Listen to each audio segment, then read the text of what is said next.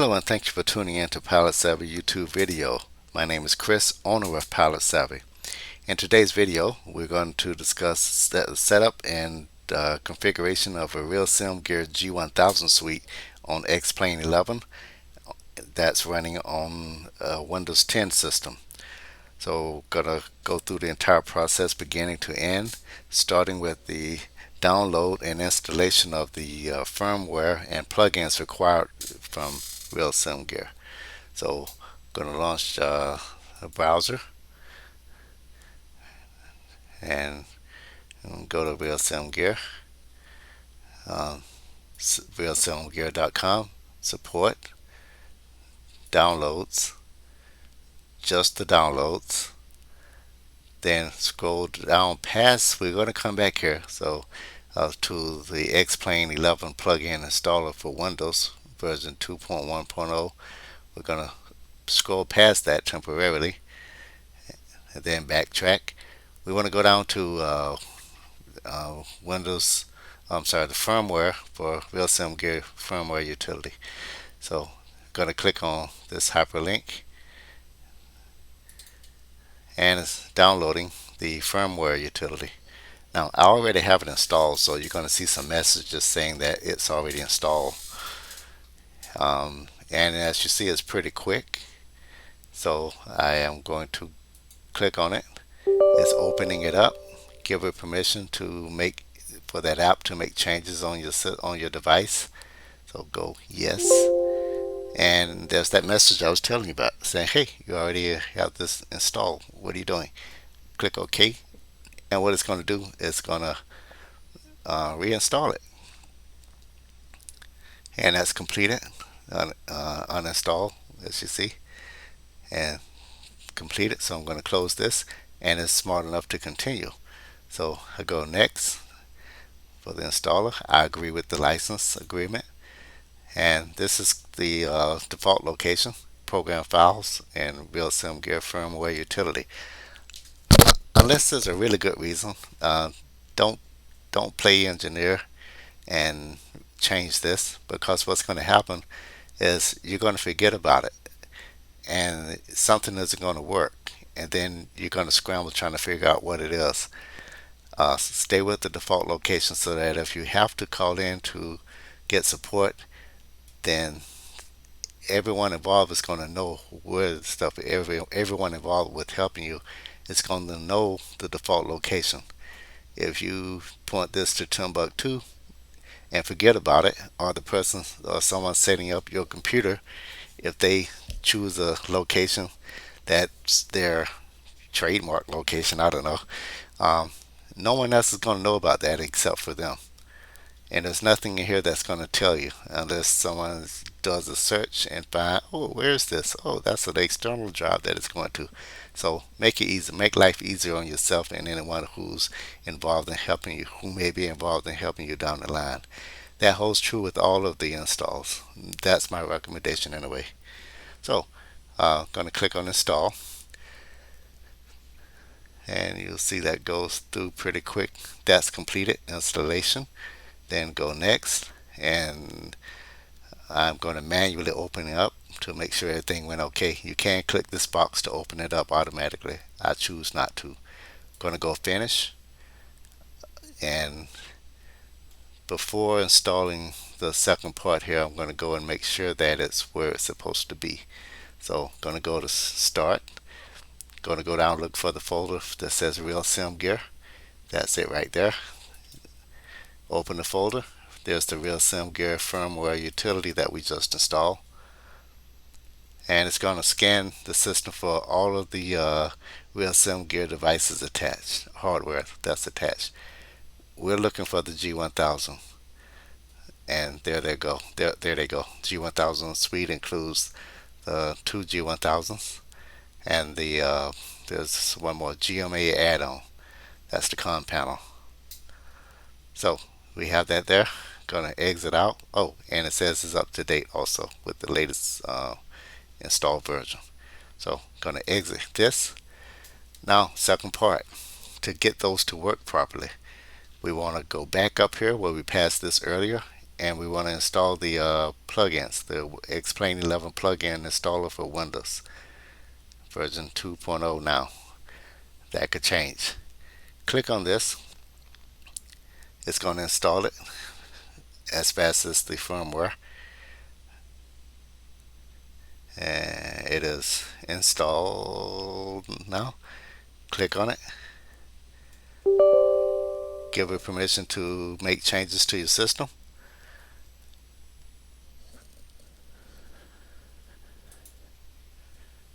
And stay with the default location.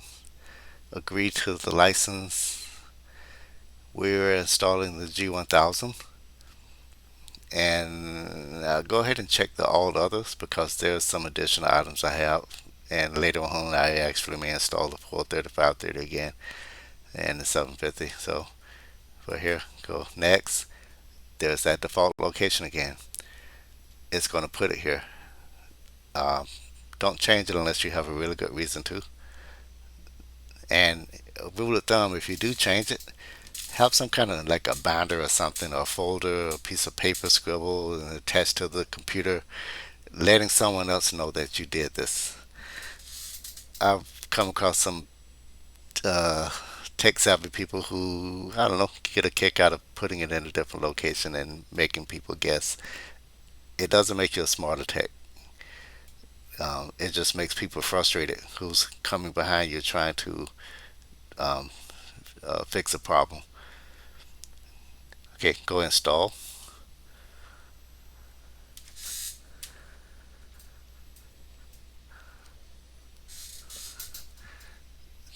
and then finish. And I don't want to see a README file. Actually, might not be a good idea. I mean, might not be a bad idea. Show README, and go finish. And that's the README file. So README file. This is the thing that's the developers come up with that has relevant information. And I actually think I may hang on to this and go back and read it. Don't want to get distracted. Every now and then it's good to read that README file. I've actually contributed to the README file, finding workarounds that's discovered last minute before software is published. And we put it in a README file, and I put my contact info there in that README file, and work with the developer to come up with the fix. And when that fix comes about, we send that update to the customer who purchased the software. Okay, so that part is done. We're done with the browser. We don't need that anymore. So I'm going to go ahead and close it.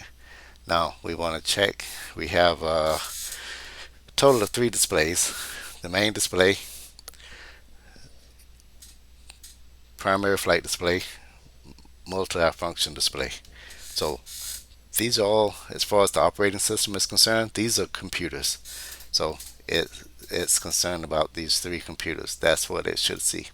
So right click on the desktop, left click on display settings. A few things we're going to check. The layout is kind of where I laid them out before. I purposely laid them out where the bottom border is lined up. That's all going to make sense coming up. So I want to check and make sure that the resolution is proper. Scroll down, make sure that this is not expanded beyond 100%. That'll cause problems. Make sure that the resolution for the G1000 is set for 1024 by 768.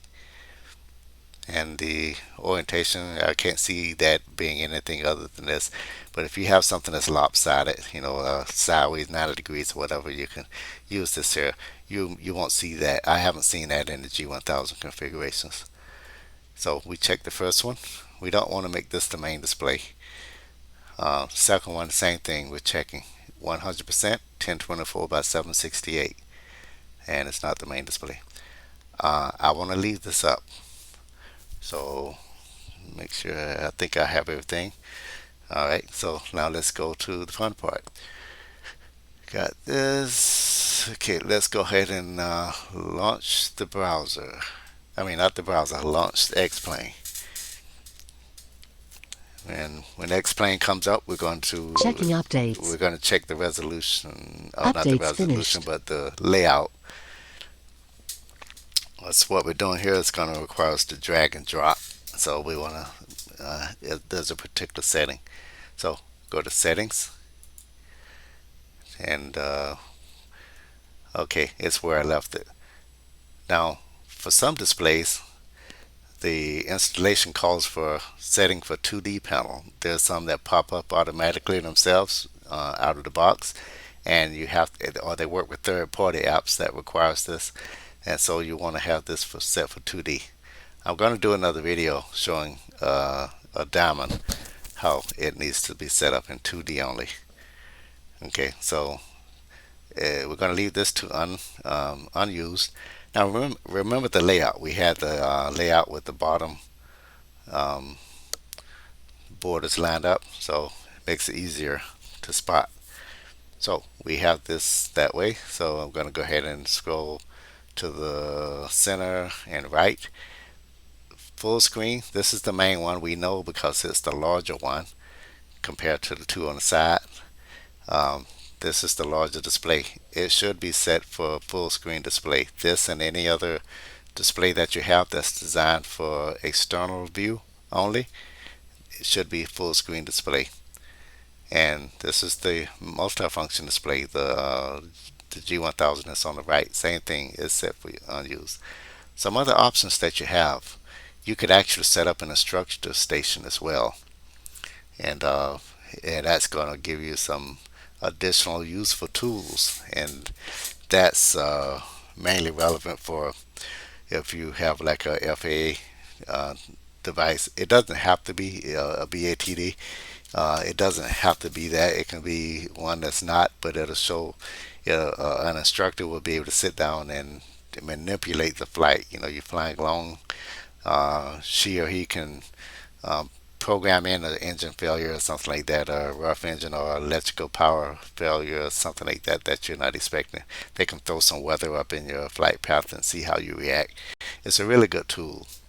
So anyway, we checked and verified that the um, G1000s are set to unused, and we're going to go back to the main menu and go new flight, and we're going to fly the defaults X-Plane G1000, Skyhawk G1000.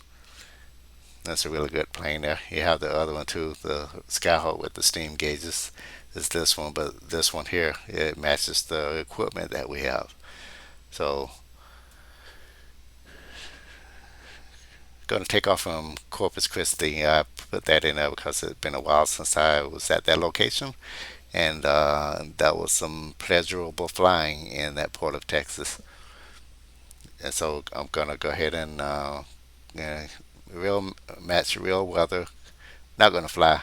It's just going to be for scenery and real time. So it's getting late. Maybe make it. I don't care about the time. So let's go ahead and go start flight. Now, what's going to happen here is it's going to come up, and the physical G1000s are not going to display anything. We have to initially drag and drop them out. Once they're dragged out, then we don't have to worry. So I have it set here so you can see the screen. Let me go down just a little bit. Don't need to be that high. All right. So taking a quick peek around, see my old stomping ground. Yep, I remember that hangar, and I've been parked in this very spot before. The signature flight, it's a flight school, and with the signature flight, and so it brings back some good memories. Anyway, um, yeah, let me go back up here. So this already has the virtual switch on. I'll take care of that later. Anyway, so we have to get these out. How do we get these out and down here? So from up here to down here, how do we do that? So what we do is single left click, and it pops out the bezel. Then move the cursor in the upper right corner, and you see these two transparent folders. So I'm going to click on those, and that's going to bring it up where it has that bar that title bar that we're all used to in the Windows environment. I am resizing it. So what I did, let me slow down here.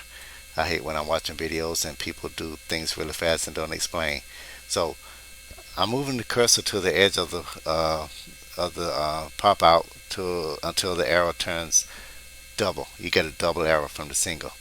That allows me to stretch the height or shrink the height. I'm shrinking the height in this case, and I'm going to let go. Then I'm going to move to the right border. Either one, I'm just choosing, choose the side, whichever one you want, to stretch it. So go from a single pointed arrow to a double arrow. Hold down the left mouse button and stretch it. Move the cursor in a direction that you want to stretch it. So there we go. So we have a super long and distorted G1000 PFD. So we're gonna, let me show you what it's doing. So the reason I shrunk it down is so that it can fit in here into the G1000 screen. Notice it's coming into the G1000. Let me show you both sides here. So this is what it's doing. I'm dragging it in, and my goal is to line up the left border here. So the left border is lined up. I'm going to let go. Then I'm going to push it down to line up the bottom border. Bottom border is lined up. Left border still lined up. Actually, bottom border maybe up a little bit more, down a little bit. I may have to make some fine adjustments on that. And you can use the virtual display to kind of help you there. Right now it's distorted. So now, remember that double arrow trick? Now you notice I'm manipulating everything from the main display. There's a reason why I'm doing it that way. Because if I put the cursor here, yes you can put it here, you can manipulate it and all that, but you're going to run into a problem when you get up here. How do you get rid of that the white bar? You can't without going outside. Okay. And you get into the 2D stuff, you may have some other options. So I am trying to line the bottom and left up again. They look pretty lined up. Now I'm going to go out here to the main menu again and adjust the height. Now my goal is to line up the top until that white bar goes away, disappears off of the G1000 screen. Now notice what's happening. This is what throws a lot of people off too. The bottom and the top, you have a black fill.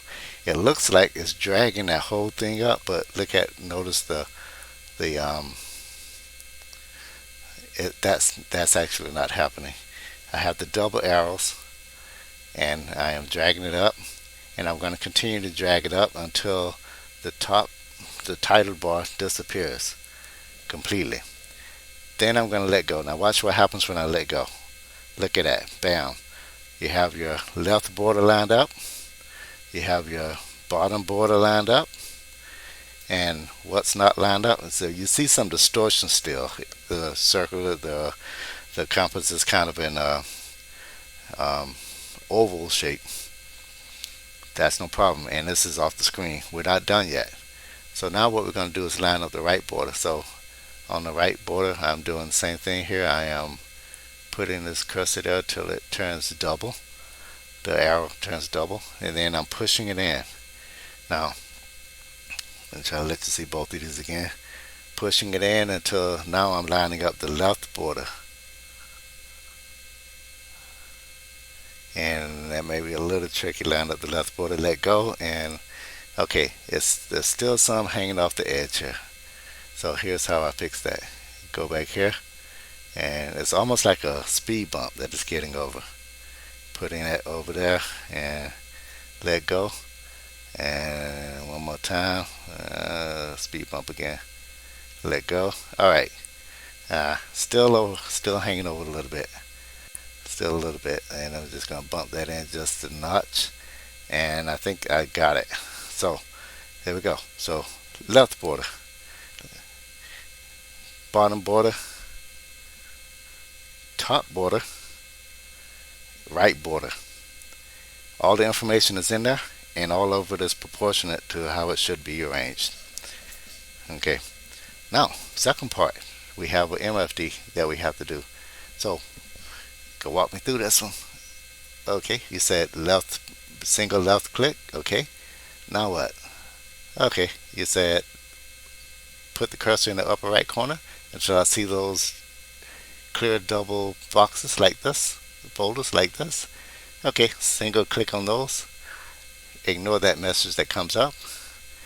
And I got it out of the way by clicking on the title bar. So how do I shrink this down? Okay, look for this double arrow at the edge.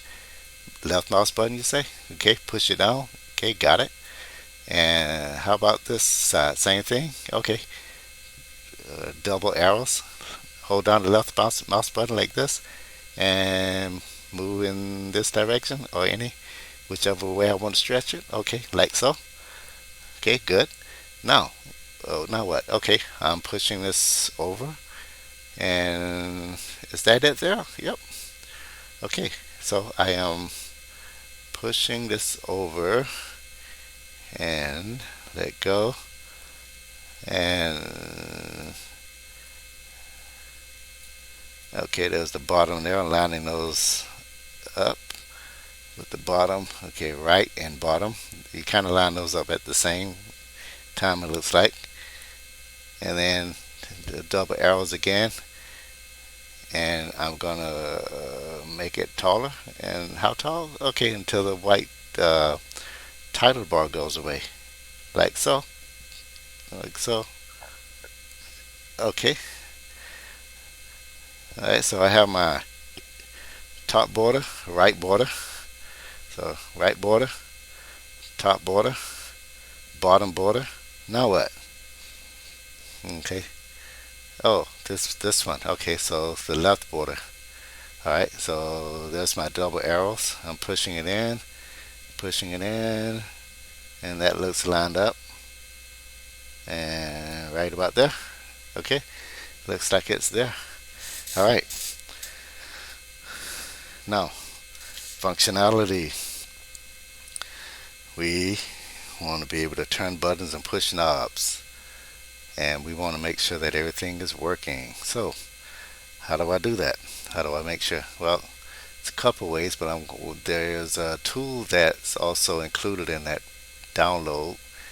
It's called plugin. Go to plugins, real sim gear, connected hardware, and this shows all the hardware that it's detected. Now, this is the PFD. Yes, this guy's showing here, G1000, G1000, PFD, MFD. So PFD should be on the left. So I'm going to turn knobs on the left. Oh, look at that, it's reversed. So what do? I am going to make this here. Wait a minute. Okay, it thinks that this is MFD. Okay, so this is clearly a PFD, and this should be then the MFD. So let me try that now. Yes, there we go. Alright, and barometer. Yep, so here we go. We see it's working. Right, barometer and cursor. Right, cursor, come on. Heading. Okay, heading. There we go. And that's not how I do it. This is how I do the cursor. Yep, that can get confusing. So anyway, frequency on that. Okay, here we go. Now the MFD, same thing. Looking up here, MFD. Don't get confused. It's top to bottom. They're interchangeable. This is set for MFD, Multifunction Display, and this is the MFD. So turning buttons on the MFD, I'm getting a response from MFD, heading and all that fun stuff. Okay, That's enough there. So we know that it's functional, just like the real deal. So that is how you. Oh, one more part of this here. So you might be asking, well, am I going to have to do this each time I restart? And the answer is no, unless there's a change made by, it's often there's some kind of display change that's made. Or if you're flying a different aircraft that requires a different configuration, then you may have to go in there and change it. But as you can see, this just starting out, especially and ongoing. This is a very popular trainer aircraft, one of the most popular in the world. And so let's go ahead and shut down, and I'll show you what to expect. Gonna go quit and quit. I could have just refreshed it, but I didn't. I wanted you to see the full effect. So I'm gonna go. Okay, it's shut down. So let's go ahead and launch it again. Explain. Now, what should happen now is it should pop up when it populates. Checking updates. It should populate in the Updates G1000 here as finished. well. Again, that we're talking computer stuff, and it occasionally may be a glitch. So I'm going to go new flight. So make sure there's nothing that's saved, but I do want those G1000s to save, and they should. They should be in a file that saves. Okay, so here we go. Start. G1000 is selected, and let's look and see how that comes out. And starting up, looking promising. So this is what you do. Now look at that, bam, it popped right in there, and we didn't have to do it again. And that's what, click this away. That's what it's supposed to do. Checking the knobs and everything, and frequencies. Yep, everything is working. Okay, and that's how you install and configure a real SimGear G1000 suite. Oh, one other thing we didn't check, and that's this guy. But let's just do it in this here. We know the buttons and knobs working. COM1, COM2. You can manipulate this, and if you're a real world pilot, you understand the significance of these. Similar, you may not. If you're talking to someone like Pilot Edge, this can really help you out. Uh, it allows you to set the COM for the microphone on this side, so you're talking to COM1, and you can actually tune another frequency and listen in to COM2. So a scenario is you're flying along, you're talking to approach control, and they haven't handed you off, but you're approaching the airport, you want to get the ATIS. Now, eventually, they're going to probably give it to you, or if they're super busy, they may ask you to get the ATIS. But what you can do to help them out, and they really appreciate this, is you can tune in to COM1, and where you're talking to them, and then you can tune in for transmitting on COM1, and you can receive on COM2. And so you don't have to leave the frequency. You can do that in X-Plane. That used to be a restriction on Microsoft Flight Sim. Not sure about this whole video, so it's about X-Plane. That's a good feature. So then you listen to it, and you get the ATIS automatic terminal information service, and you can call them up and say, hey, I have the information already, or I have the information, Tango, etc. And what I do in the real world, and I practice it on Flight Sim as well. I tune into one frequency. In my COM2, I have it set for the emergency broadcast frequency, or the guard frequency, 1 to 1.5.